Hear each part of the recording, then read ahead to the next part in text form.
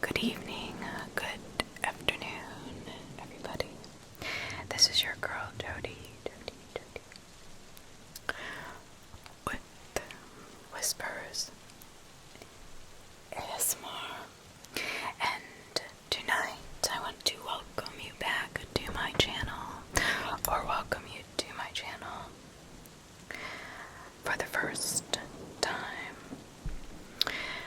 I appreciate each and every one of you who is here viewing and listening with me tonight. So sit back and relax. Get something to drink and to eat. A little snack, maybe. A little snack, maybe. Because we are going to read creepypastas. And I know you all love creepypastas. You don't really have to worry about them being true or too scary. So it is a nice little change. If you enjoy this whispered content, please hit the thumbs up button, or the up thumbs button. That would do the channel so much good. And if you have not subscribed already, please do so in the right hand corner. So if you are ready to embark on this creepypasta experience, we are going to start off with how to beat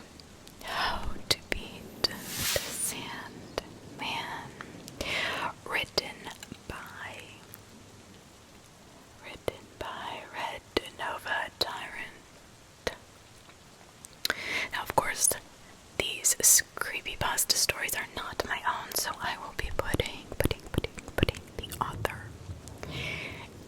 and the name of their story before each one begins. We have all been afraid of the Sandman. We have been hearing about the Sandman coming into our dreams since the beginning of time. Are you having problems staying awake to keep the Sandman at bay? Or trying to study for some big exam, finish some test, or last minute assignment that you've put off all weekend and now it needs to be done? It's 3 in the morning and you are absolutely exhausted. Oh, or maybe you are just exhausted because you had such a crazy weekend. Either way, you have work to do, and you are looking for help on what to do to stay awake. Well, my friends, I have the prescription that you need. This will ease your weary, tired mind. All you need to do is win a game. Now, setting up the game is simple, my friends. All you need is an hourglass, 1 candle, and a marker, which I'm sure you must have close by.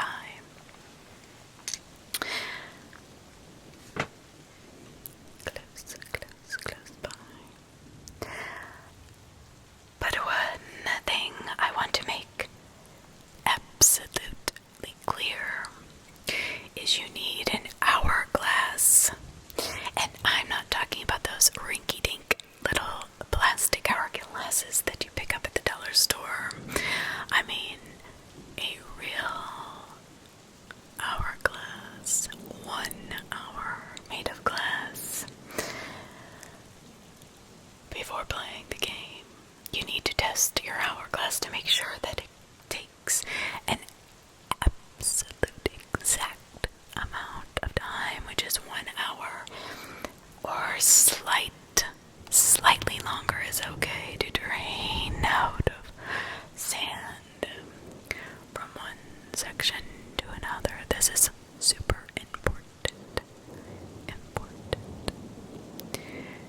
Having it take slightly longer might help you. But too long or too short, you'll run into complications during this game. You must also be completely alone in the room while playing. Nobody can help you with this. You are going in alone. When you're ready to play, choose any room in your abode that can be sealed. The doorways, the windows are closed. Any other form of timekeeping device or alarm must be taken out of the room prior, or the game will refuse to begin. This is also important. The hourglass will be your only time tracking tool, hence why having an accurate time glass that is 1 hour long is so important. So, while having an accurate hourglass is important, anything with electronic display should also be removed. This includes TVs, cell phones, computer monitors, anything with a clock, digital or analog, watches, anything.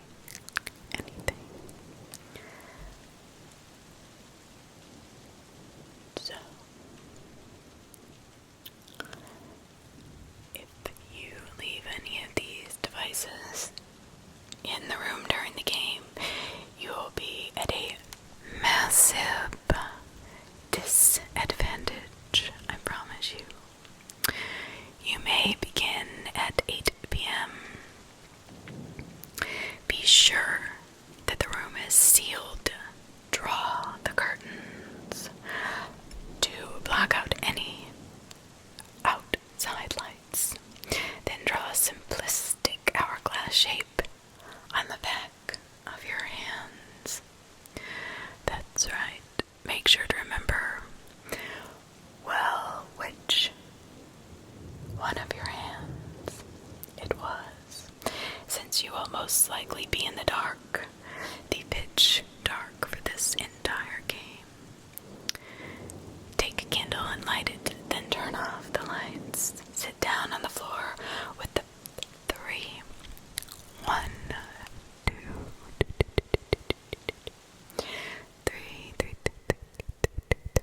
3 previously mentioned objects. Do you remember which they were? Well, if you don't, let me remind you again.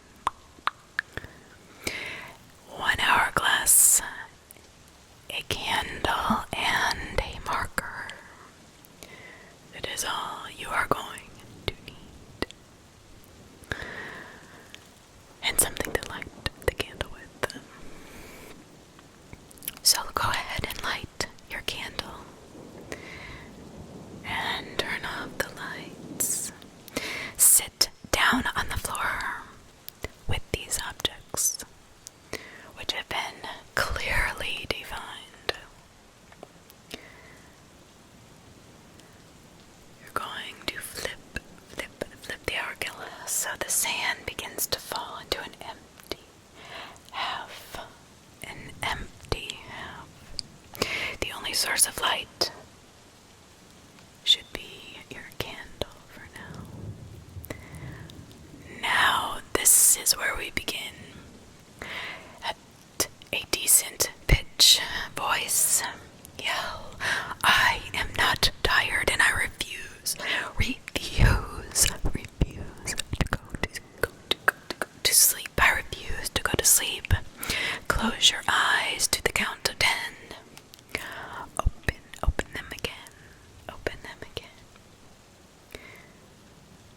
You will not be entirely sure, but somewhere in the room you think you can see the shadowy outline of a man. You have now begun the game, and your opponent is the master of sleep himself, the sand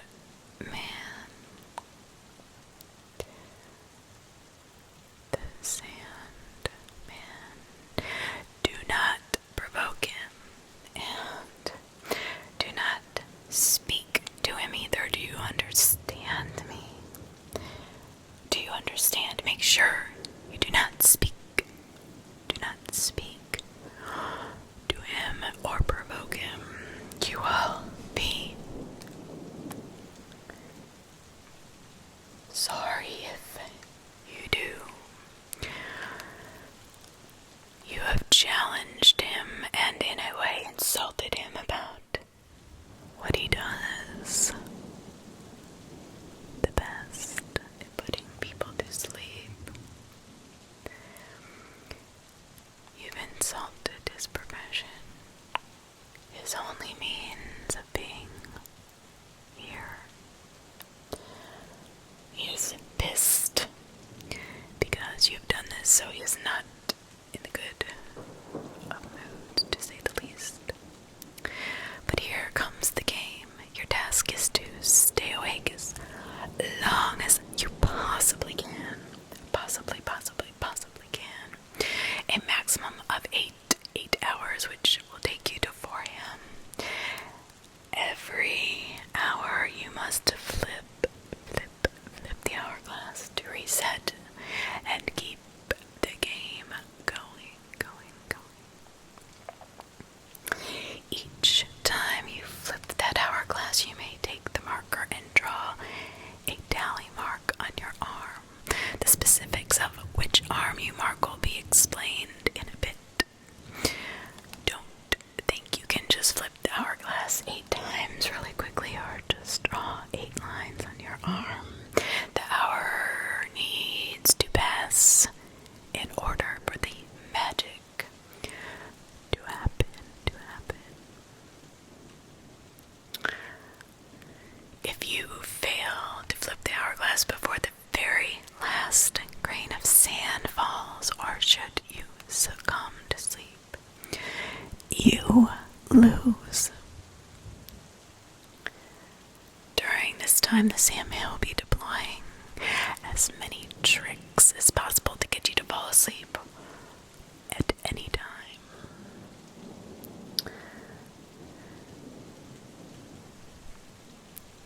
The bottom half of your hourglass represents his power. The more sand that is in it, the stronger his influence will be on you. You will begin immediately upon starting to feel sleepy. You will feel your eyes start to droop, like somebody is pulling them down. But to resist this, you need to resist this. It's merely his presence that makes you feel drowsy. If you can't last against this, stop playing. Instantly, you will lose. And you do not want to lose to the Sandman. During your first hour, if you can stay awake, he will walk around you.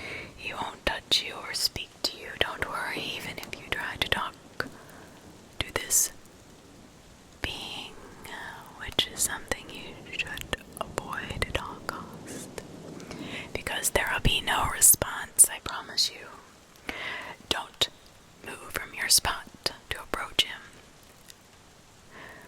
The closer you get, the sleepier you will feel. If you're not near your candle, you may put it out, so you will go to sleep. Do not distract yourself during this time. You may easily lose track of time and forget to flip the hourglass exactly on the hour. Keep your focus.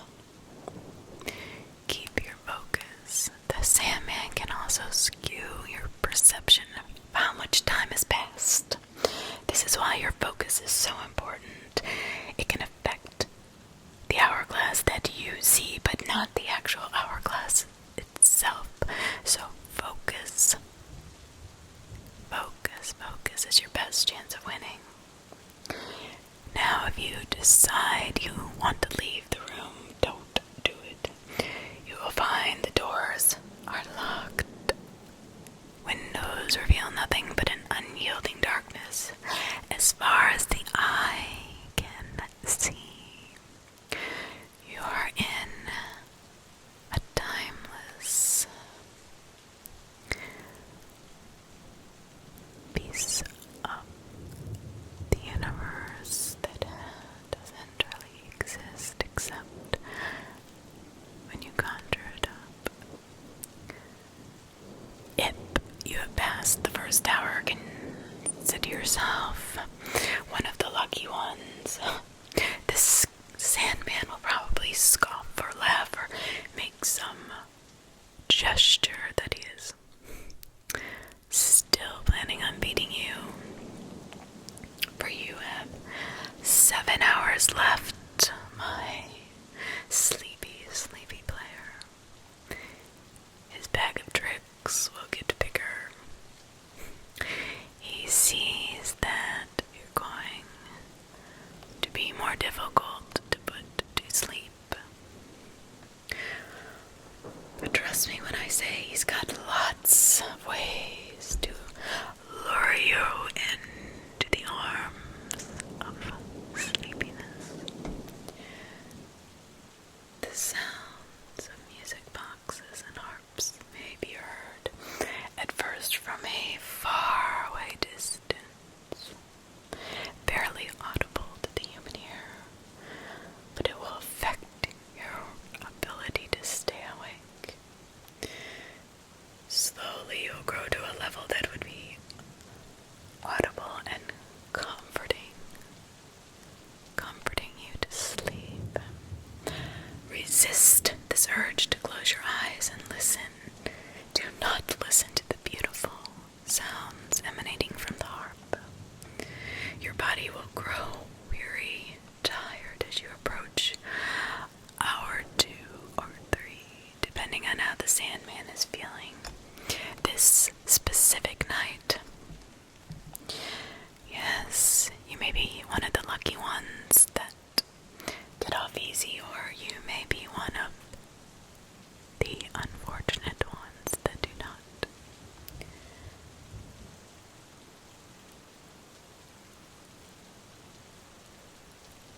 Around hour 3, you'll begin speaking to you in several different lulling voices that are so comforting. For example, a soft, whispered voice of a young girl, the wise, cackling laugh of a grandparent, or perhaps even in the ever-loving, recognizable voice and tone of your own mother. They will try to congratulate you on surviving for so long with the Sandman right there at your feet, for braving sleepless days and nights to win this game. But you have to listen to me closely. Listen to me. These are not the people you know. These are the Sandman's bag of tricks, lulling you to sleep, making you believe because they sound so convincing. Know better, my friend. Say nothing, ignore the voices that you hear. No matter how real they may seem, don't listen to them. Do not go to sleep. If you manage to make it to the halfway point, if you can wait the 4 tiring, exhausting hours that the Sandman has been working your mind to go to sleep, you will now have to really work to stay awake. Believe me, you'll have 4 marks on your arm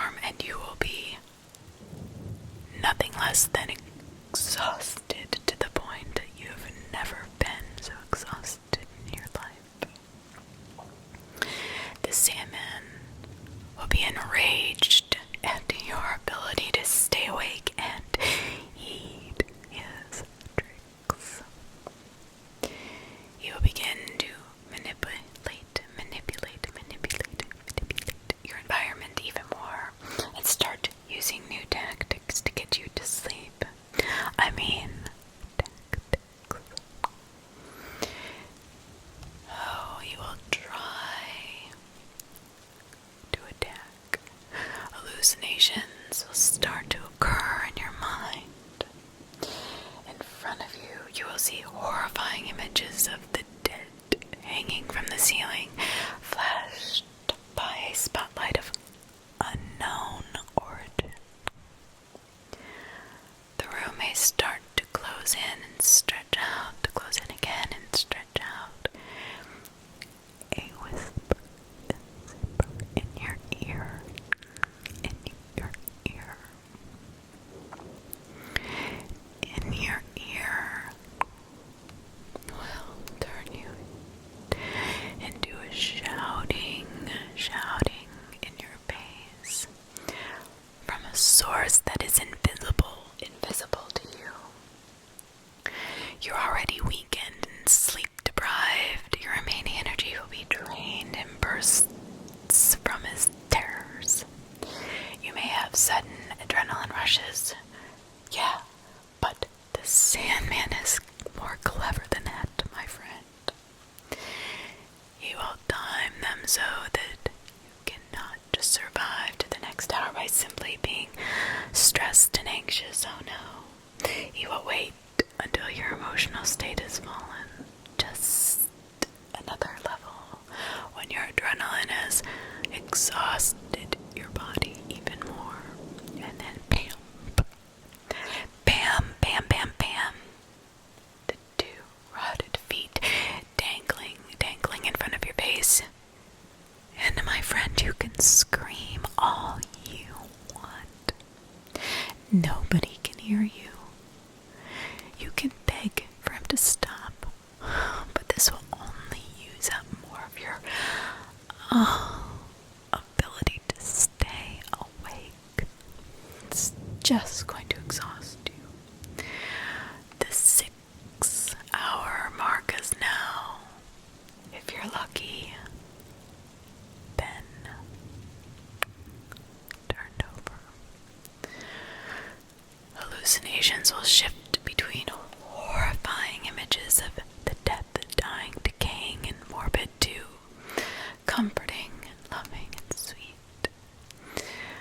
Oh, the Sandman will begin to pick at your brain.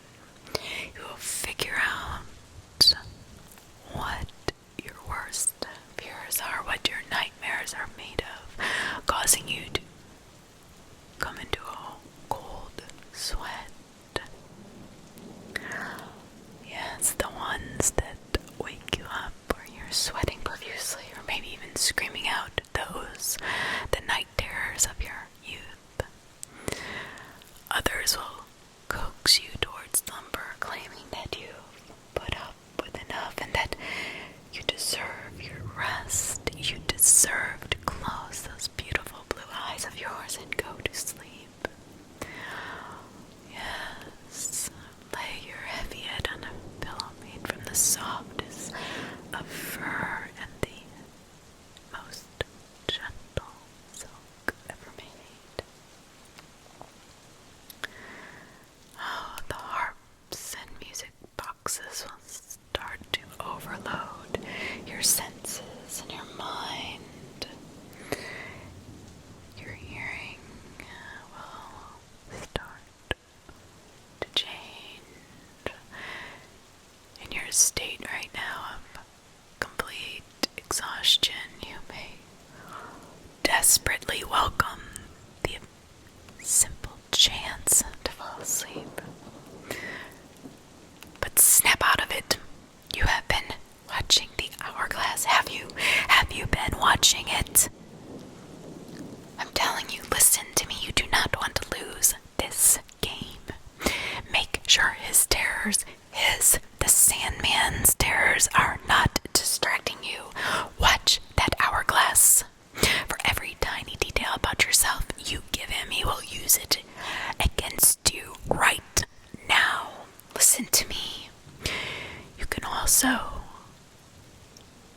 where electronic displays can become a huge problem. They will turn on regardless if they're unplugged. They will show you a different time. They will give your mind the idea that you have made it to the 8 hours and you can go to sleep. Snap out of it. Watch the hourglass. Make sure every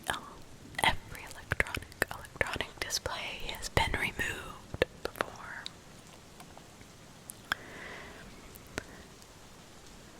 And never gaze, even if it's a mystifying image that the Sandman has properly displayed in front of you for too long. Tell your brain that you have done the right thing. You've gotten rid of all of the electronics in your room, so there's no way the Sandman could be actually providing you with the correct time that you may be seeing something real. Remind your brain of this. Now the Sandman is beyond enraged, and he might use some muscle and turn back towards you, especially if your eyelids droop and your body collapses onto the floor. So listen carefully. Turn your back and take the hourglass and candle with you and turn so you do not face these images. The curtains may all of a sudden open to a brilliant dawn or clear blue sky, the bluest you've ever seen in your life. A turquoise so illuminating and alluring that you just want to open up your door and run outside to play in the beautiful dawn. But these are tricks. Lies, my friend. Don't be a fool. The only truths in this room are your arm and the hourglass. Unless you have 8 marks, this game is not over yet. Trust me. Only use the smallest amount of strength to flip the hourglass. Now an immense chore it will become from the Sandman's heavy influence on your soul. Scrawl a line down your arm with the marker, even if it looks like a knife in your hand that is slicing your veins and your arteries, and blood is coming out of your arm. It is just an illusion. You are not slashing your own arm, I promise you. I can promise you this. Your arm is fine. It is just the marker. It is just the illusion that the Sandman is taking over your mind and forcing you to see this horrific image. But during the final and last hour, be careful. The Sandman will begin to address you directly, asking you questions that at first seem to be simple enough to answer. As you cannot even remember what 2 plus 2 equals. A question will be the hardest thing to get out of your head. So don't let it get in. Cover your ears. Watch your hourglass. Never take your eyes off your hourglass. Keep your eyes open. Do not fall asleep. If this question he asks you, the simple question gets in your mind or in your You will start to think about it, obsessing about it, adding so much stress to the neurons that are struggling to keep you from falling asleep. Something is going to feel like squeezing of your lungs. The air is dense and hard to take in. You can barely breathe. The Sandman will get physical, grabbing you, throwing you across the room, throwing you across the room, leaving you to crawl like a wounded animal back to the hourglass that is slowly, at this point painstakingly, piece by piece of sand into the bottom of the glass. It is moving so slow, mentally straining you, but keep your eye on the end being close. If you happen to catch a glimpse of the Sandman's face,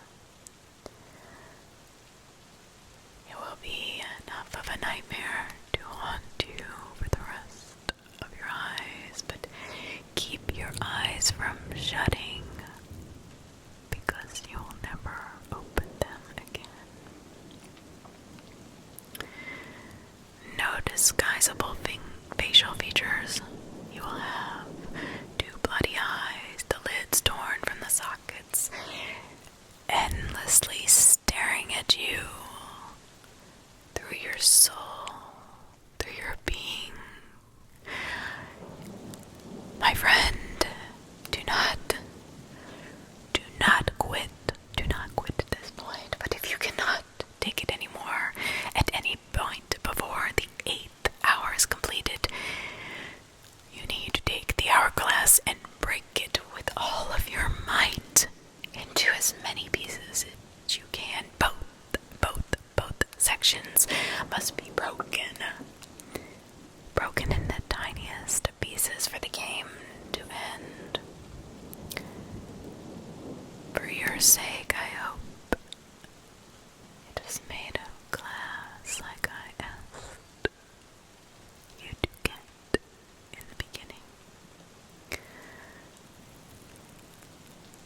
or the game will never end. Anyone who has made it to the 7th hour mark has never had the physical strength to break the glass enough to end the game ever. So it carries on for eternity, and they surrender to their worst nightmares. You will not receive a reward for ending this game in this way, I promise you, save the mercy of avoiding the Sandman's wrath. So if you can, break the hourglass into as many pieces as you can of both sides, you will only be saved from the wrath of your own nightmares being endless.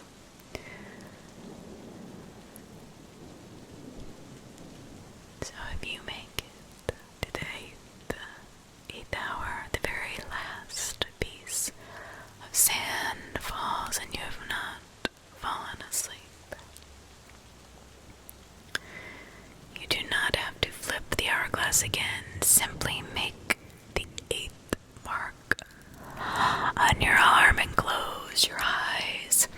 But this will not be easy, for it is now a machete that looks as if it is driving into your forearm to remove your hand, but it is not. It is just a dream, just an illusion of the Sandman.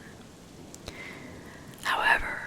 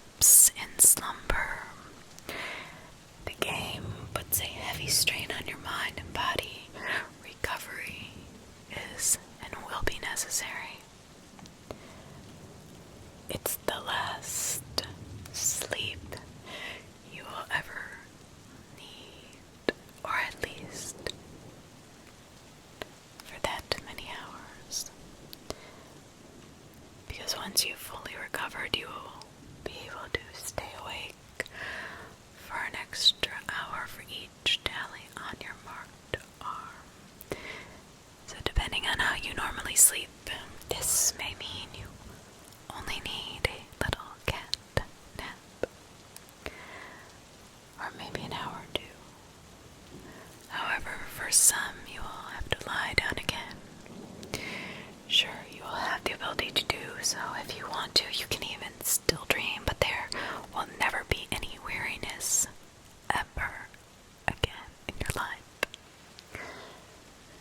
Just think of how productive you could be. I can't promise you that it's going to be all sugar plums and gumdrops now. If you mark any tallies on the arm that was not marked by the hourglass, you will instead require more sleep than you ever did before. 1 hour for each tally on the arm without the hourglass, to be precise. You will not be able to go into work after only 8 hours of sleep. To function properly, you will need up to 16 hours a night. So just remember.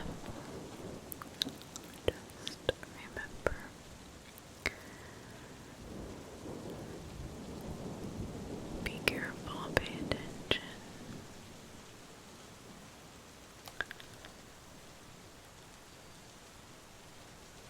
Because you may end up coming out worse than you went in to the game. Now, it is unlikely for the average individual to come out with all their tallies on the marked arm because of the influential nature of the Sandman. Do you think he will let you immediately see the right arm, the correct arm with the hourglass? Of course not. Now, the circumstances of losing vary from hour to hour. If you fail to flip the hourglass, then the Sandman will gain full power with a snap of his fingers. You will collapse to the ground regardless of how you fall asleep, be it by failure of the hourglass or succumbing to your own exhaustion. You will sleep for 12 hours just to recover.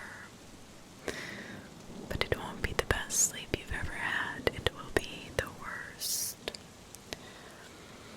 And the Sandman will make damn sure that's the case. He is not a nice man. The worst nightmares you've ever dreamt about will triple and quadruple with intensity. They will flood your mind, leaving you unable to escape or wake in relief of a cold sweat. All you can do is endure the torture of the nightmare that feels like years in length. When you finally come to consciousness the next morning, there you will be lying on the floor of the room, marks still on your arm, blood flowing from where your eyelids once were. You said you refused to close your eyes and go to sleep. The Sandman is simply granted you this wish for eternity. Wish for eternity. Story number two. A leak in the ceiling. The tarot card play is the Hermit. A good human is a human who does not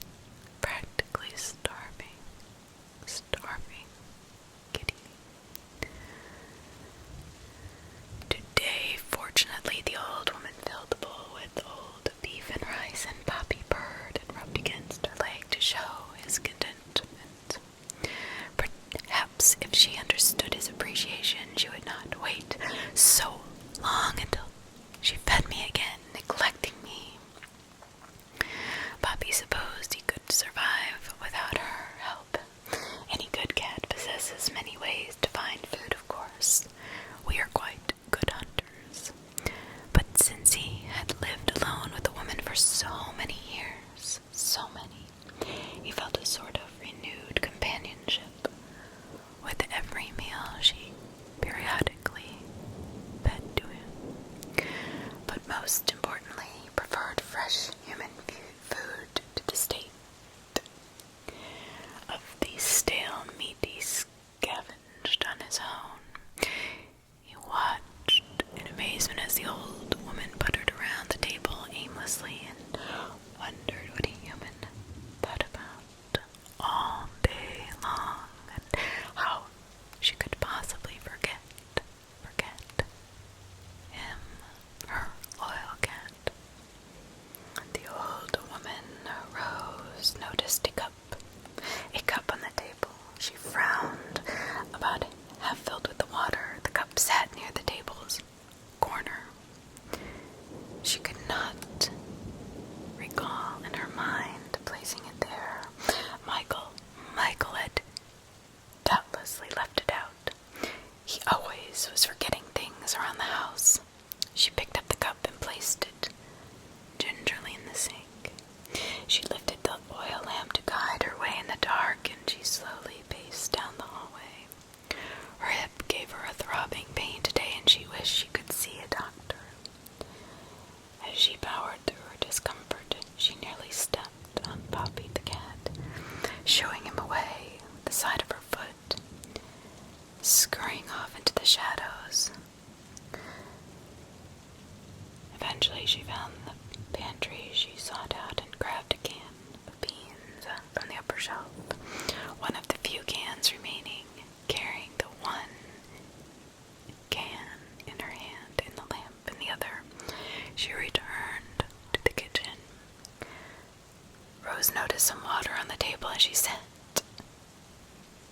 the lamp down. With her sleeve, she wiped up the moisture, figuring it resulted from the moved cup's condensation. But after she found a can opener to open the beans, a droplet plopped down onto the table. The woman looked up, realizing the ceiling must have sprung up. I left a cup on the table. Rose moved the mostly filled glass over to the sink. Michael must have forgotten about it at breakfast time. That was like Michael to forget his drink out on the table. The oil lamp dimmed in her grasp as she hobbled over to the closet to search for some more fuel to fill the lamp. She missed the days when the bunker's electric lights worked properly, but something must have happened to the generator. Rose would ask Michael to take a look at it later. Maybe he would be able to do something about the food supply as well, as she began to grow concerned over the diminishing stock. No use worrying about it. She scoffed at herself and carefully poured fresh oil into the lamp. The sole source of light, down beneath the ground. One day, Clara and Rose had laid out in the sunshine, having a picnic in the grass. Rose had made a pair of sandwiches. She had filled her own with tuna and Clara's with turkey, since the young girl had never liked tuna much, and they had brought along a bag of fresh strawberries from the farmer's market. Fresh, red, beautiful, ripe strawberries. Clara set a strawberry in the dirt and watched the ants come to tear off morsels they could carry back to the colony. Rose missed the feeling of sun on her skin. But down deep underground, she stepped away from the closet, passing a jagged corner of the metal wall upon which she had duct taped a blanket to soften the sharp edge. Returning to the kitchen, she noticed water dripping onto the table. She looked up towards the ceiling and, not seeing anything, slowly climbed onto the table to claim a better view of what was going on. Holding up the lamp and keeping her frail body balanced on the table, she examined the ceiling. Not finding any crack,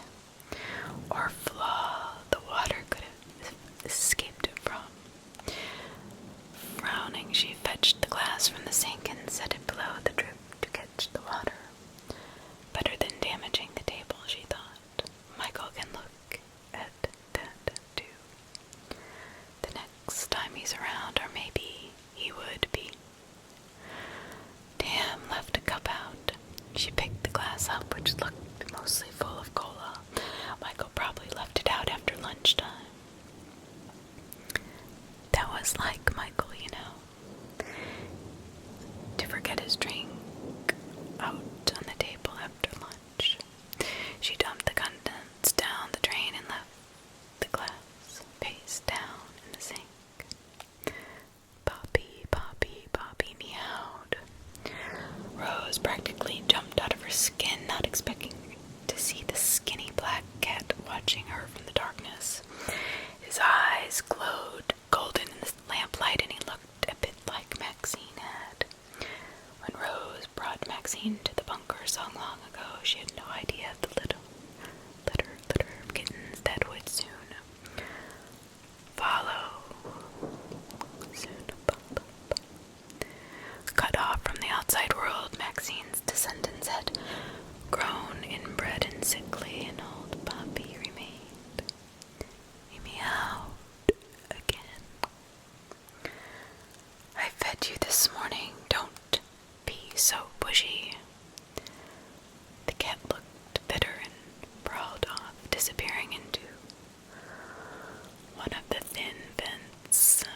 Clara would play with the cats in the vents, squeezing through the narrow spaces, but the vents had begun to smell really bad now.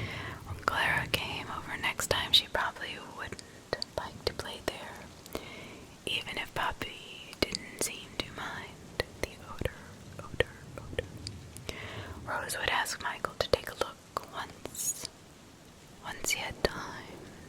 Once her car had smelled terrible, Michael found a family of mice that had settled in the ventilation system with the secret supply of cat food they had stolen, and he took care of that.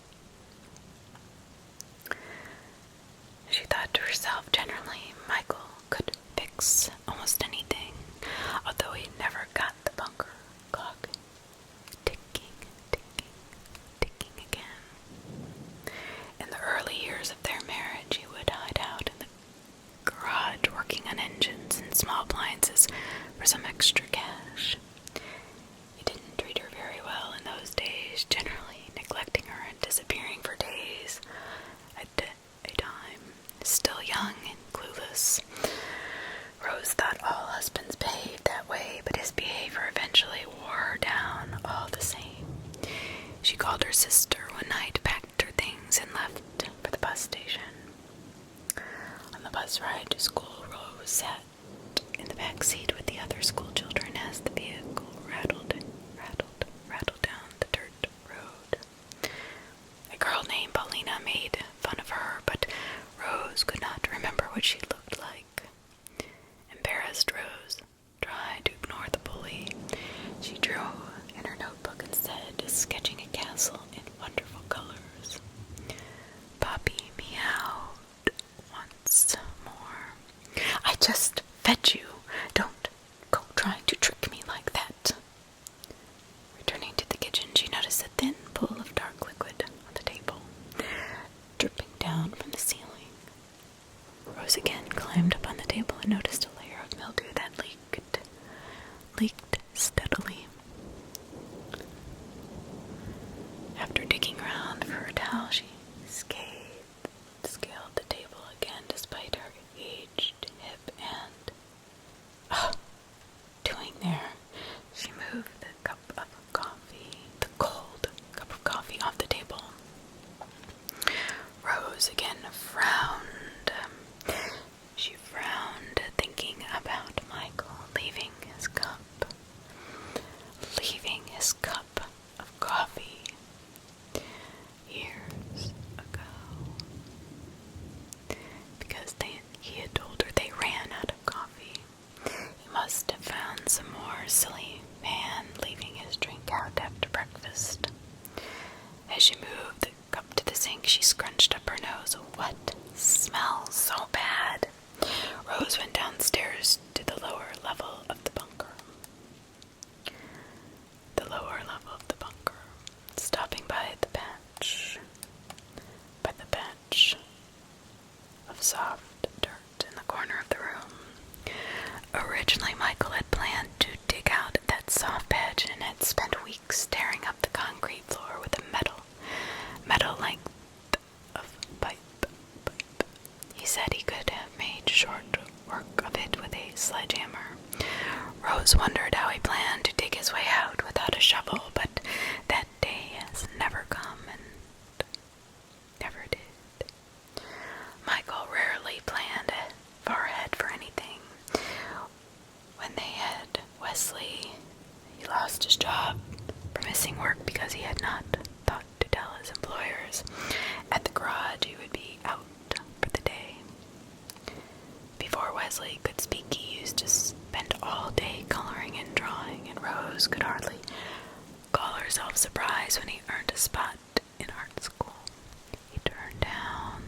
scholarship and became an architect.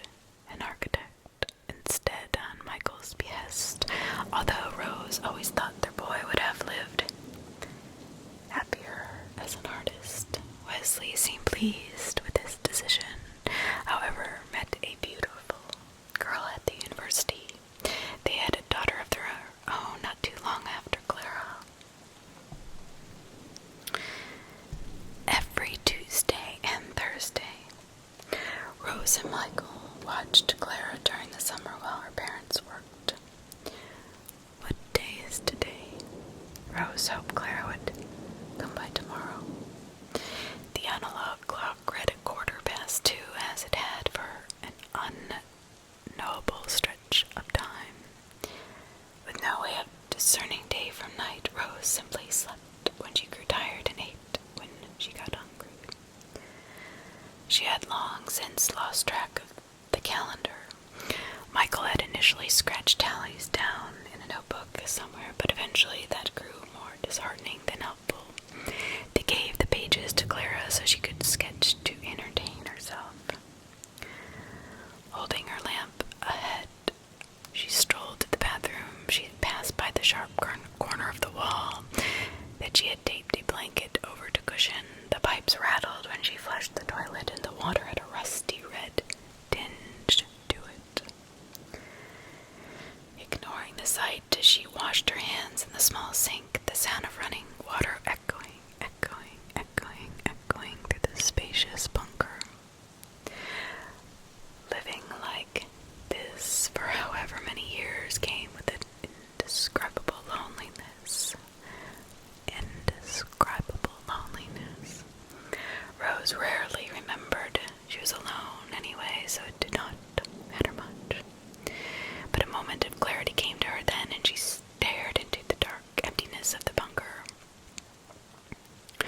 The stale air stirred gently from the vents. She could hear the fans buzzing that sounded wrong. So she would have to remind herself to ask Michael to take a look at the ventilation later. Generally, Michael could fix almost anything. She turned the lamp off and returned to the kitchen in the dark, hearing the gentle tap of dripping water. She flicked the lamp back to life, spying a dark liquid settling into a pool on the table. Fearing damage to the wooden surface, Rose hurried to find a towel and wiped out a mess before setting out a cup to collect the leaking water. Looking at the towel, she finds it stained black, the slightest tinge of red. She examined the ceiling to find it covered in black mold. The liquid dripped from the mass of fungus. How could she clean that up? Maybe some... There, it looked filled to the brim with ink. She dumped the cup out into the toilet, not wanting to stain the sink. Why would Michael have left a cup of ink out? Clara must have done some painting earlier and used the glass to clean her brushes. But that was unlike her to forget her art supplies out of the counter, though. Wesley would have chided her for such forgetful behavior. Bobby, the cat, sniffed at the oil lamp cuddling up against its warmth. Rose missed the days she did not rely on the lamp, where she could just flip on the switch, and the light bulbs would light up the bunker. One day they stopped working, and no matter how long Michael toyed with the generator, the electricity refused to flow. Light became another resource to conserve, and while the two spent the days in darkness unless absolutely necessary. Now Rose realized the remaining fuel would likely outlive her, so she began to burn freely. The light reminded her of the gas stove in the house. She recalled making a turkey supper for Thanksgiving when Michael's family would come over. Rose had never baked a turkey before and dried it out to a crisp, so Michael's mother had thrown her portion away, not even making it to the pumpkin pie. Rose excused herself and cried in the bathroom the rest of the day. The cat licked itself in the lamp's flickering, flickering, flickering glow. Throughout the day, she would clean up the cat's feces and urine from wherever it decided to relieve itself. Rose had nothing to use as a litter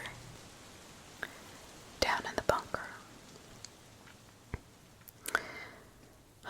so there didn't seem much of an alternative. Since she could not neuter the cat either, he spayed, giving the fallout shelter its distinctly musty cat smell that had accumulated over many years, and the many cats who had lived in its concrete walls. The woman missed the fresh air and the smell of their home on the surface. Michael and Rose looked at the house only once before they made an offer. The widow who owned the place told them about her husband who had returned shell-shocked from the war and put together a fallout shelter beneath the hillside. They hadn't gasped at the amount of work the veteran had put into assembling the bunker. Huge enough to house his entire family indefinitely in the event of a crisis, as long as needed.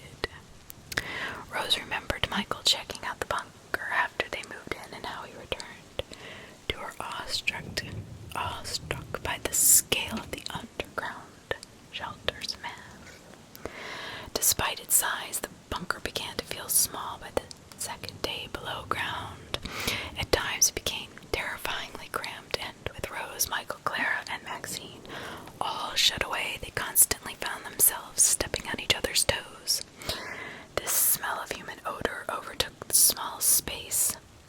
Still, Clara smiled as she retained her positivity right up until the end. Rose shuddered to think when Clara's cut festered and the infection grew. The girl contorted as the muscle spasms worsened. She would wail endlessly in pain, and neither Rose nor Michael could do anything for her. The veteran who built the bunker must have had antibiotics somewhere, and Rose and her husband scoured day and night, but they found nothing. Clara's fever overtook her, and Michael buried her in a soft patch of soil in the lowest level of the bunker. Wordlessly, they set a crucifix into the dirt and held each other tight. Sobbed, what felt like forever. The first time he had held her, he had been in the dance hall where they met. Rose's parents set her up with a date, and she refused to go until her dad bribed her with the new dress she wanted. With 4 years between them, Michael seemed a proper adult. He made Rose feel childish, but he clearly fancied her anyway. Nobody had ever paid attention to her like that before. She felt so safe when he wrapped his arms around her. Rose had known so little then. When Christmas came to the fallout shelter, back when they still kept track of the days and couldn't have marked more than a few dozen, the family gathered around the table and ate the same rations as usual, but Rose encouraged them to sing a few carols. Michael hated to sing, but Clara convinced him to join. Black liquid settled on the table beside the cat, who showed no recognition of it. Rose frowned at the leak and quickly set out a cup to collect the drip. How didn't Poppy notice? Observing how quickly the cup filled, she thought better of it and replaced the cup with a bowl. She would need to get her husband to look at this almost immediately. She couldn't seem to retrieve his name. Funny that it should. Was that a bowl of black slime that sat out on the table? Rose turned her nose up at grease. Maybe she scraped it out into the trash. Where is Michael? Where did he go? She hadn't seen him for days now. He must have gone to visit his mother. She placed the bowl back, and it collected fluid that dripped from the ceiling. Worrying that the fluid might ruin the bowl, she replaced it with some cheap Tupperware. Rose noticed some greasy stains on the wood beneath the bowl and decided to move the whole table to avoid damaging it. Her hip hurt, but she managed to push the table out of the way. She placed the Tupperware on the floor to collect the table. Where's it gone?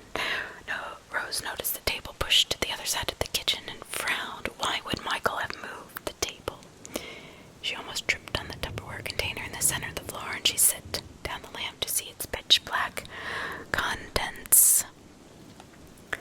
The television announced the crisis. Michael, Rose, and Clara all stared at the emergency announcement that had interrupted their show. Clara began to cry, and Michael said they needed to grab essentials. Several alert sirens blared in the distance as Clara collected the toys and clothes. She seemed vital. Michael raided the pantry for fresh food, and Rose headed Maxine into a box and grabbed his cat food. They raced down the hill to the bunker while Rose looked upwards, half expecting to see the sky crashing down. "Don't complain, Maxine," Rose said to Poppy as he meowed at her, and she glanced at the thin black cat, but it looked very different now. For the last few days, that cat would moan at the fence like it wanted to alert Rose. Something was there, but it stopped without reason. After they entered the bunker, the ground shook and the door refused to open. Rose sat at the bus station, prepared to leave her marriage for good, but a car came roaring up. She didn't know what to say when Michael tumbled out of the driver's seat, entirely out of breath, and he knelt before her, begging for forgiveness. Many times before, he had apologized and promised to change his ways. Rose told him she had to go, told him that she had not understood what marrying him meant. As she boarded the bus, she stayed with her sister, and every day Michael called. Her sister kept telling her to ignore him because nobody ever really changes. But after 4 months of waiting by the phone for her daily chat, she finally returned home. He doted on her, listened to her. He defended her from his mother when she snipped. Rose had never been happier. Claire ran into the sharp edge of a few months after they moved into the bunker. The cut didn't look so bad, and Michael and Rose washed it out and wrapped the whole area in gauze. It didn't seem like a big deal. Just to be safe, Rose duct taped a blanket over the sharp edge to prevent another accident. Rose looked at the ceiling and saw black fluid pouring down from a lump. The concrete bulged and warped as through under incredible pressure. It dropped down, soaked, ready to burst. Around the bunker, she had not realized where the oil on the floor had come from. The food had run out that morning. Wesley! She found him up and tried to clean. Grime seemed to pour from the walls, dripping down from above. Rose wanted to turn on the lamp to assess the damage, but Michael says they need to conserve oil since they might be down in the shelter for a while. The sound of the dripping came from the kitchen, where she supposed Claire had not fully shut off the faucet. Rose knew better than to waste water, so she followed the noise. A stench nearly knocked her off her feet. She quickly grabbed the lamp, but could not find a match until she had dug through every shelf of the closet. When she actually found one, her shaky fingers struggled to hold it, and she managed to clutch the match tight enough to ignite by gripping it between her middle and pointer finger. Finally lit the lamp, cast off a dim glow. Rose held the light source before her and lumbered back to the kitchen, her hip throbbing in pain. A vague humanoid shape hung upside down from above, stretching from the concrete ceiling and dripping sludge to the floor. Rose could barely see it in the sparse light, and she noticed Poppy sitting in the corner of the kitchen. The cat showed no reaction to the thing. Poppy couldn't even see it at all. Not surprising, since the figure had come for her. Rose came closer, and the growth shifted towards her. It wore someone's face. She knew the face belonged to someone important, but she could not recognize it at all. A limb extended from the mass and it caressed her. Leaning close, she could feel its wet breath against her features, and everything came apart at the puppy licked water from a pipe in the corner of the lowest level. He had spotted a mouse once many weeks back, but he hadn't seen any venom for some time. Where she had the rest of his food had spoiled beyond usage.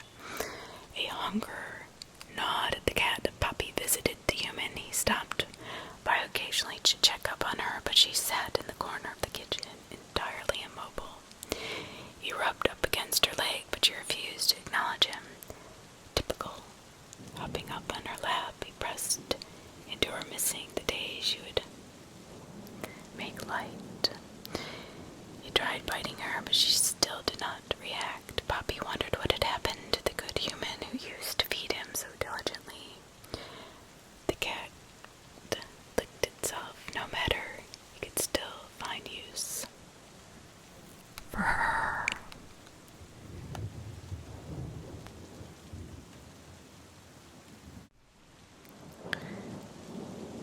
Barbie, Barbie girl. Barbie girl. Number three. Story number 3 by Red Noah Tyrant. Barbie girl.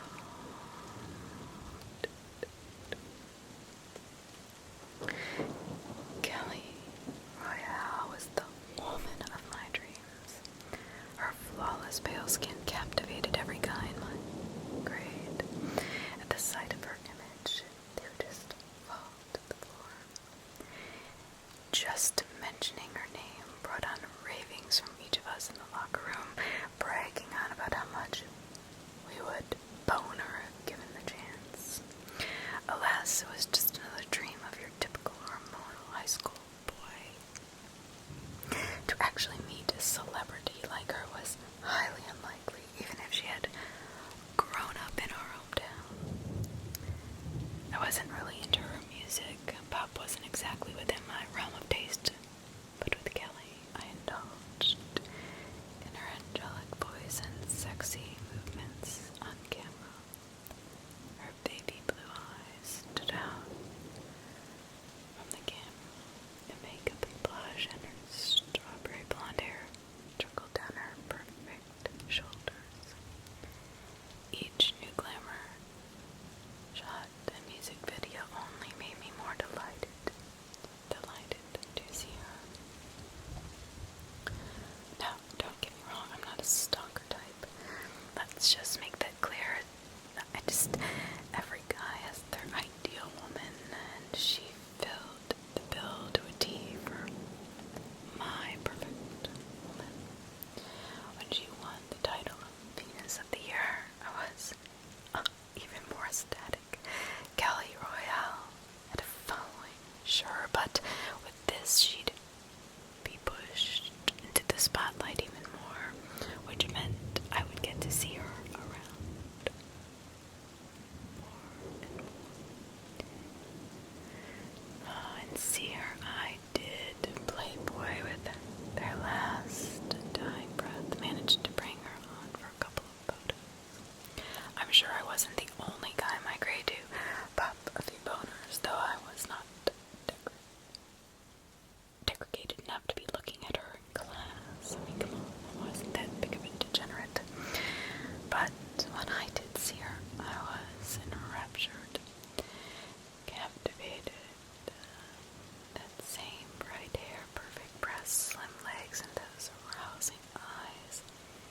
How I prayed for a girl like her to be mine. The spotlight certainly did wonders for her, and eventually rumors began to spread. On the most positive side of the whispers, it was said that Kelly had accepted an offer from a certain doctor about having a new kind of plastic surgery done, which was odd. Apparently, there's not any actual plastic used in most surgery. The term just means reshaping, from some old Greek term, but if these rumors were true, the doctor had invented a new kind of artificial skin, one that would stay moldable thanks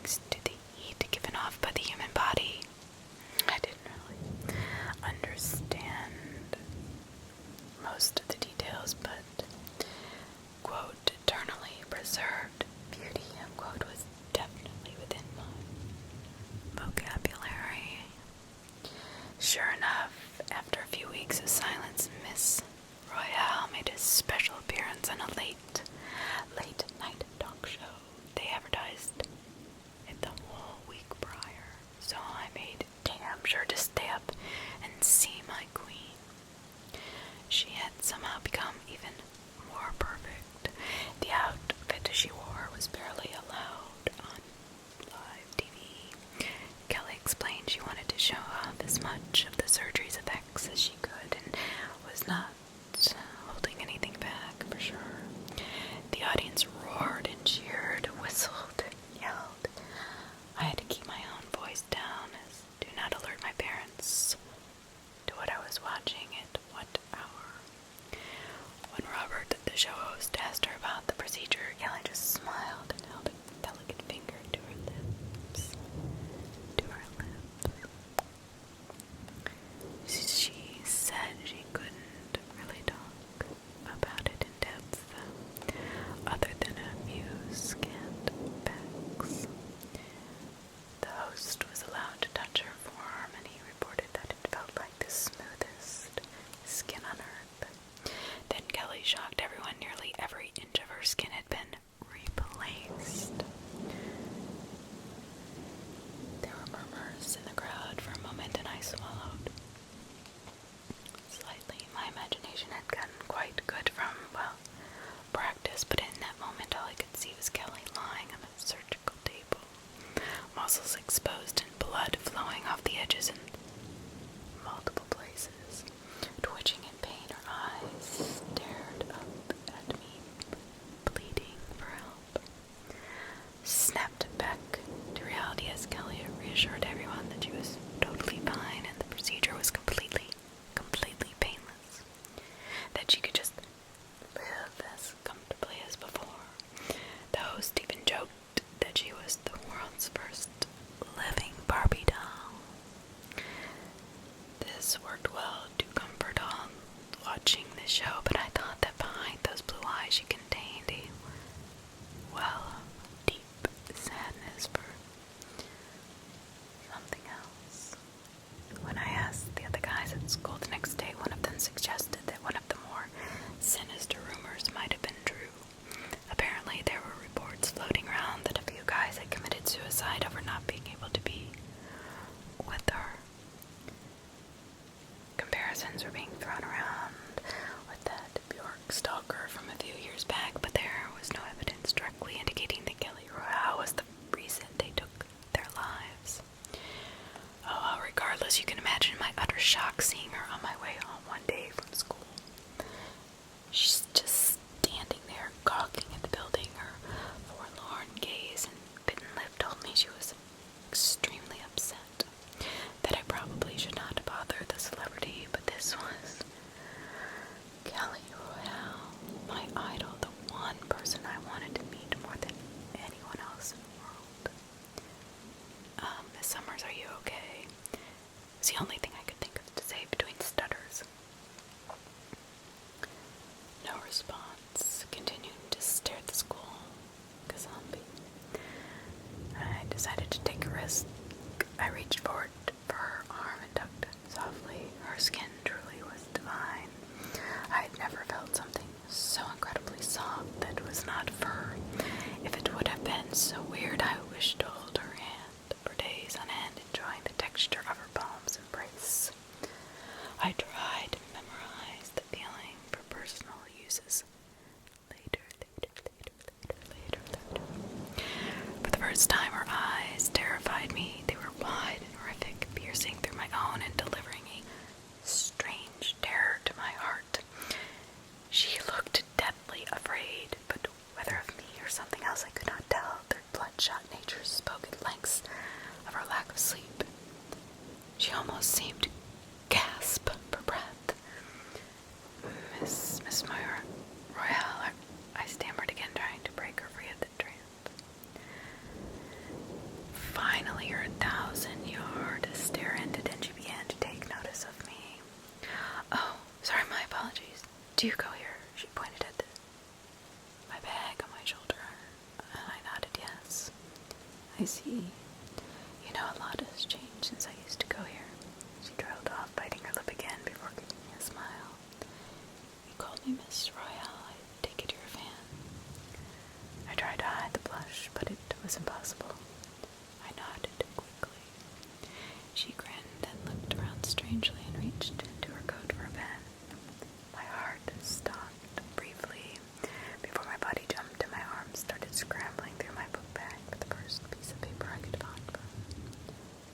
she scratched down an autograph after asking for my name, then handed the paper back. To Warren, study hard and live a wonderful, long life, Miss Royale. I went to thank her, but her hand on my cheek put me on pause yet again, though it was gentle and kind. Something about how she grasped my jawline felt forced, almost desperate. I wanted to say something, but she simply giggled and replied to my unspoken gratitude. "You're welcome," she said. Then without another word, she turned and walked away. I was possibly one of the last few people to see her alive that day. Kelly wandered into oncoming traffic downtown and died at the scene. She was reported to seem rather distracted. Hard to tell if it had been intentional or not. At least she had died in her hometown. This would make the funeral and burial easier. One of my friends, distraught about it, I didn't dare show them the autograph, not yet at least. Just didn't seem right. Besides, I was too upset. Seeing her writing would only bring out the tears. About a week after her funeral, I was still depressed about the whole ordeal. The memory of our meeting repeated in my head over and over, causing me to toss and turn in bed night after night. Lying down one particular night, the images came onto me tenfold. The eyes were what stuck out the most. No matter what I did, all I could see when I tried to rest was her haunting stare. A foul stench forced me to wake from whatever sleep I was beginning to attain, but the sight to come would not allow me to fall back into slumber. For standing at the edge of my bed was a naked Kelly Royale. Her pristine skin shone in the lights that made their way in through my window. Normally I'd be very excited, but as time passed, I began to realize what was wrong with this image. First, I recalled that Kelly was dead. The horrible smell freaked me out even more as I came to the conclusion that a zombie was standing at the foot of my bed. Then I noticed the cracks all over her body were countless lines and chips, with brown oil slipping between their edges to stain her ghastly white skin. Around her major joints, the cracks were for larger and massive drops of sludge pulled before falling to my bedroom floor without anything more than a loud splat. The rubber that had kept her beauty intact had grown cold and hard from the lack of human heat and was now splintering as this corpse moved around. Her hair, once silky and flowing, was now tangled and stringy, covering half of her disfigured face. Her blue eyes could not be seen, now replaced with empty sockets that seemed to pulse around the exterior. She breathed slowly with a disgusting gurgle that matched the sound of a sick person vomiting. I pulled my blanket up to my nose, both to hide the monster and tried to cover the stink. Miss, I stuttered it again, but this time I could not finish. I held back a scream as the creature made horrific noises, like it was trying to clear its throat before it spoke. Warren, forgive me. Forgive her for what?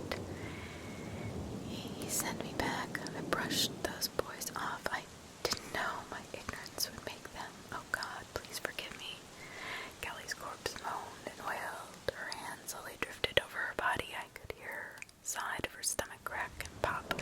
Shortly after, a tube of meat slung itself out, dangling from the wall. I swallowed my vomit, too afraid to make any sudden movements, lest this thing attacked me. What are you doing here? I gave you the autograph. I need to atone. There were many men who wanted me, and now I must show them my true self. Don't you love me more? Don't you love me? Don't you all love me? She began to grapple her breasts, unable to squeeze it as it had lost all softness so long. With her life, I could only stare in disturbed intrigue as she grew desperate and squeezed harder, shattering her skin like a porcelain doll, letting more rotting flesh and coagulated blood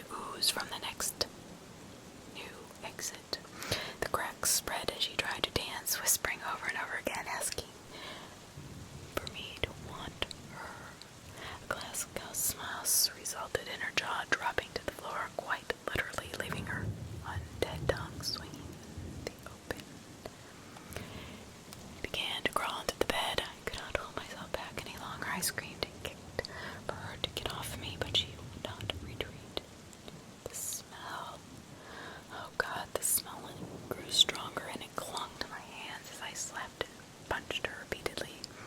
My feet pushed my blanket upwards, trying to hit her abdomen, but Kelly's advance was relentless, despite not having a mouth. Her please persisted. She moved her head beside mine as her intestines wormed their way out of her stomach and into my lap. My nose twitched at her filthy hair, and I groaned in immense discomfort as her hanging, lagging tongue leapt against my ear. A collection of pus and sludge pooled in my ear canal, and the zombie placed its hand on my stomach, tapping around for something more sensitive. That was the last straw. Without mercy, I grabbed Kelly Royale by the hair and yanked her back, only to pull a chunk out. The monster growled in anger at this, but I didn't care. I punched my fist up into her stomach, breaking through instantly, leaving my hand to rest in a slithering pile of guts. Kelly brought her face to meet mine, almost as if to ask why I had done so. Before the cracks overtook every part of her body, all at once, the greatest model on earth collapsed before my blood-filled eyes, falling into a pile of mushy organs and shards of hard skin. Now Kelly Royale is the woman of my nightmares. The Shifts by Red Nova Tyrant. By Red Nova Tyrant. If there is anyone at all out there reading this, please help me. For God's sake, please help me. I heard that this community seems to have a fascination with this kind of thing. So maybe, just maybe, someone has some information that could help me. Maybe they've experienced the same problem I have. I've contacted other sites and people about my situation. Thanks in advance for any help you can offer me. Oh, I should probably let you all know what is happening. I work in a mirror factory as an inspector. Most of the work in making a mirror is already automated, but it always is up to a human eye to determine whether or not a mirror's reflection is up to standards. Hence my position, checking for any bubbles or cracks or such when a pane is complete. In the factory itself, there's probably only about 30 of us in total. We tend to ship out a lot of large mirror panes that actually cutting or designing some mirrors, the kind you might find at a gym. An industrial supplier, you might call us. That's the best way to describe it. As I said, it was my job, along with some others, to check these panes for faults, imperfections, things like that. Everything at work was fine. That is until about a month ago. At that time, there had been a break during the night for the first time since I had gotten my job over 2 years prior. But the weird thing about the break-in was that not a single mirror was stolen, and nothing was broken, save for one door's lock that led to the outside, leading to the security's alarm activation. The only thing the intruder had seemingly done was open the silver vat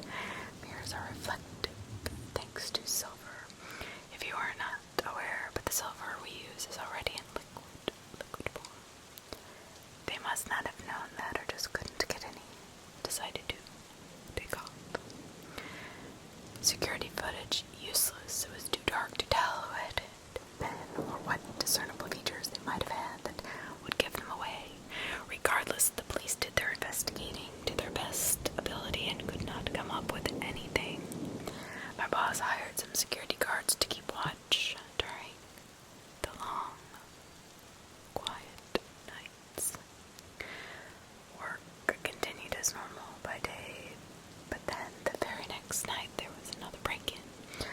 One of the guards was hospitalized, and though I never got to see him myself, word spread that his arm had been snapped into 3 places. The image was not pleasing to think about, though this time, once again, nothing had been touched. But now, not even the silver pad had been opened, and just as before, there were no clues as to who had done it. Some of the workers became very concerned, but my boss calmed them down and assured them that there was nothing to worry about, as it only happened during the night. Everyone just returned to their work, myself included, a bit skeptical of the safety of the factory. But after the second incident, I began to notice something strange while doing my inspections. The mirrors just didn't seem to be properly reflecting what was happening. One time, my friend Greg passed behind me while I was working and called my name. I turned to wave to him, but upon looking back, I thought my reflection waved a little longer than it should have, and it seemed to be waving at me. I shrugged it off as a trick of the eye. It was also summertime, and I was working in a factory after all, so the possibility of heat stroke had crossed my mind more than once. Another time I was walking along the length of a pane when my reflection almost seemed to stop for just a moment, acting as if inspecting a part of the mirror. I blinked, shook my head, and when I opened my eyes, my reflection was looking right back at me, plain as day. But the tricks became more common, and soon I would find myself staring into a mirror for minutes at a time, and minutes turned into hours, trying to catch the other me acting out. Before someone would come over and pull me from the trance, usually my boss, I would apologize to get back to work, having to stay later into the evening to make up for my lack of inspections throughout the day. Though when he could, Greg would stay with me and help check some of the panes. One evening, while Greg was helping me out, I thought that I had seen my reflection knock on the glass in front of me. Granted, I did not hear anything, but the sudden movement was enough to startle me.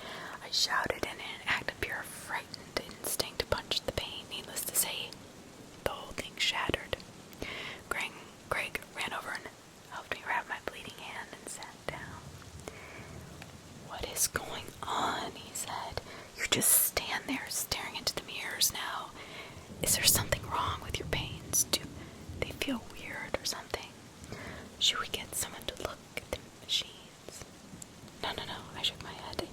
They didn't feel any different than usual. They had the same typical smoothness, with little to no smudging, the glass reflective exterior that people purchase from us for.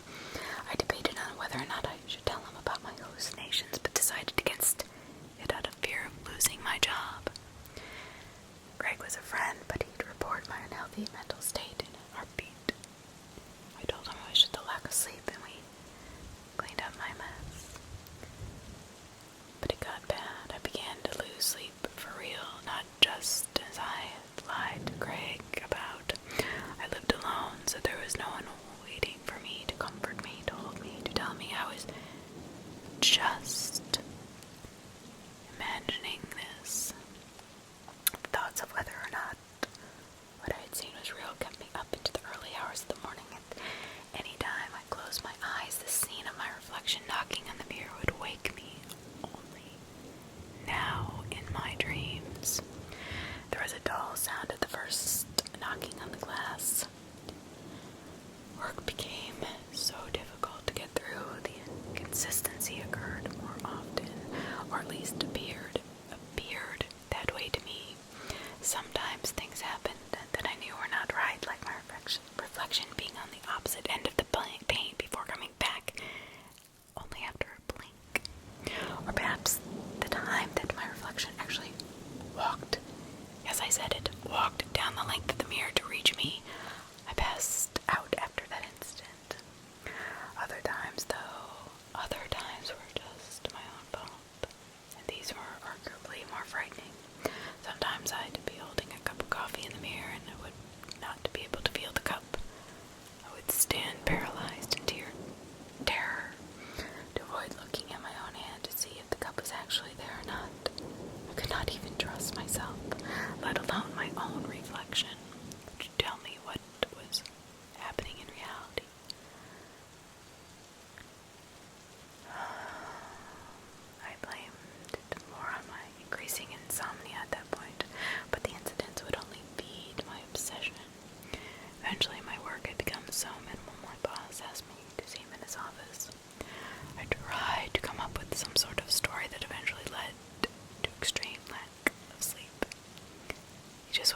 even told me that if I did not shape up soon, that he'd fire me. I'd accidentally let a few bubbles get through the inspection, and some buyers had called in to voice their disappointment. The now existing threat of losing my job only compounded to my mental well-being. Another break in occurrence with the same details as the last two, but this time one of the guards went missing. The police searched for days, but in the end, there was not a trace of him left. More workers began to get spooked, and even a few quit. I was particularly terrified and now had even more fuel for my insomnia. My boss finally got the message and decided to hire more guards, as well as assigning a group for the daytime patrols. Everyone seemed happy enough with that. I returned home from another unproductive day at work to find something interesting on the news.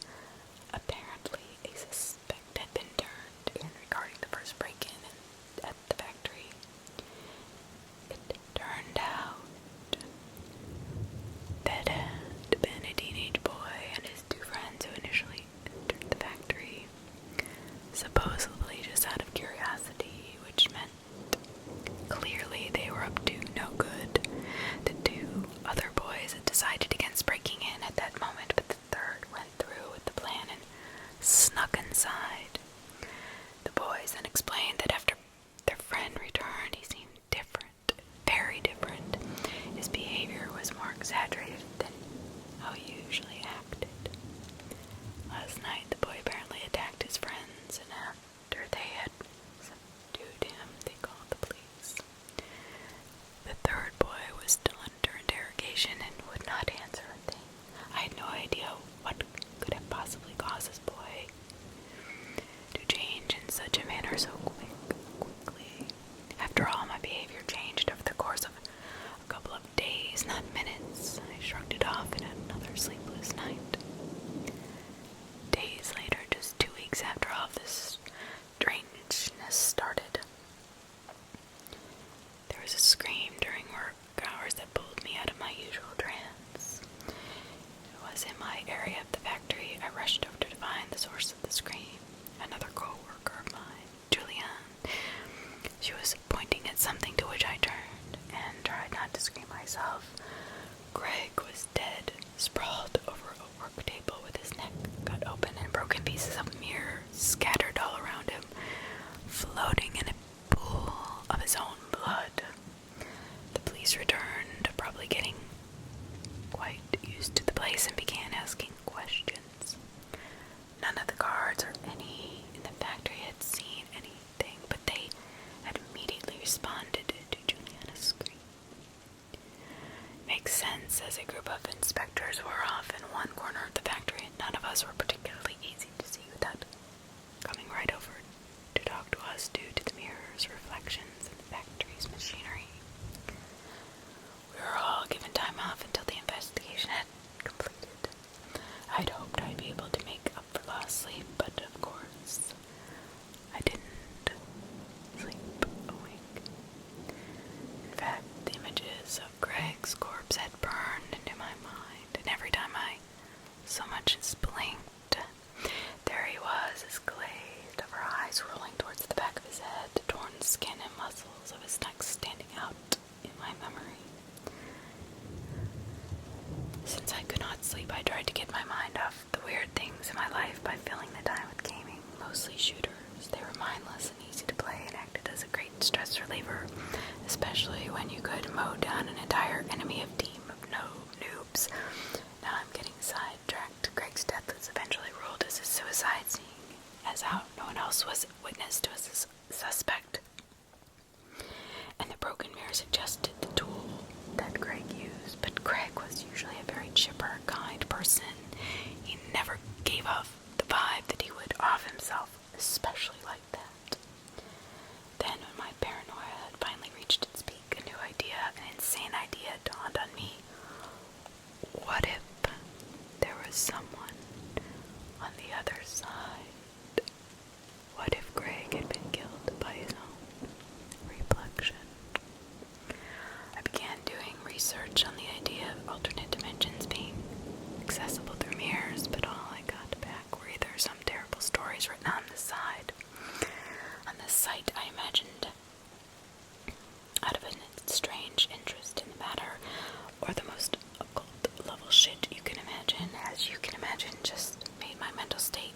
worse. I was now a complete mess. I couldn't focus. I was scared to stand in front of a mirror just out of the paranoid fear that the other me would reach out, switch places with me, and off me. I'd even mentioned this to some people just to see if anybody else had the same thing happened.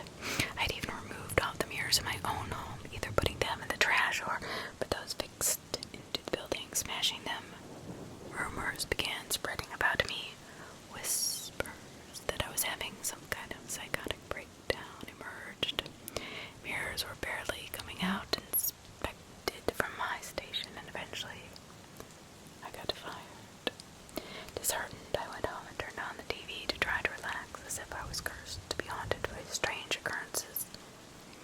My heart stopped when the news came on. It was a report on a recent suicide. The victim had leapt off a bridge into a very shallow water, breaking his neck upon impact.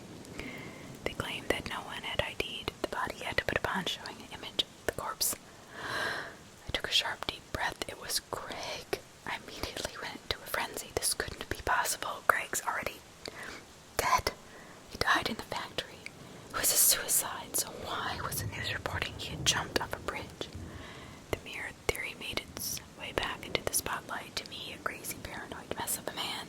It made perfect sense. Greg's reflection had come out, broken the mirror, killed the real Greg, and then left because no one could tell the difference. But what about the sound of the mirror breaking? Perhaps it broke on the other side first. Yes, and then we would not be able to hear it. The knocking, the knocking, the knocking. I hadn't heard my reflection knock. Then it came through a different pane and killed Greg. But then, why did it kill itself? Maybe killed. I decided there was only one course of action I could take to infiltrate the factory and test my own theory. I waited until night, and then using a work key I'd forgotten to turn back in, I made my way towards the inspector's area. As I came running around the corner with a small flashlight I had brought, I could see my reflection in one of the panes, but something was off about it. The light was not bouncing back. The mirror had absolutely absorbed the light. As I approached the mirror pane, I could see my reflection more clearly. It was smiling at me. I almost shouted in surprise at my reflection, and noticed that it began to talk as its lips were moving, but I could not hear anything. I cautiously pressed my ear up to the glass. A pair of lips grazed my ear. Thanks for touching the glass. I grabbed my arm and we began to get into a scuffle. At some point I dropped my flashlight, but the two of us were falling in and out between the two mirrors, the two worlds, the reflections. My reflection seemed determined to always keep one part of us either in or both between both worlds, and constantly tried to fight me off and get into my world. The mirror became like a warm liquid as I flailed in and out between our worlds.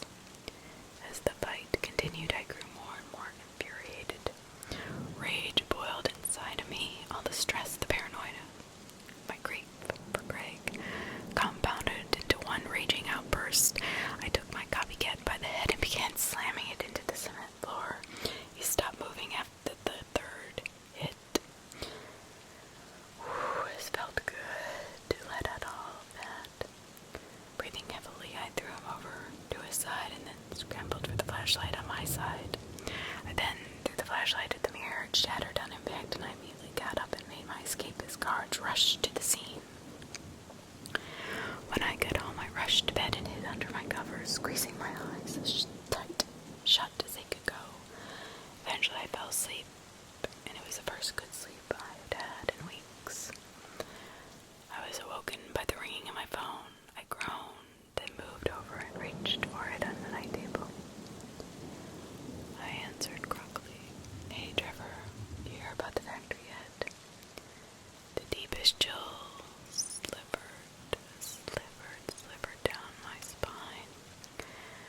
It was Greg. I couldn't respond. I simply listened. I guess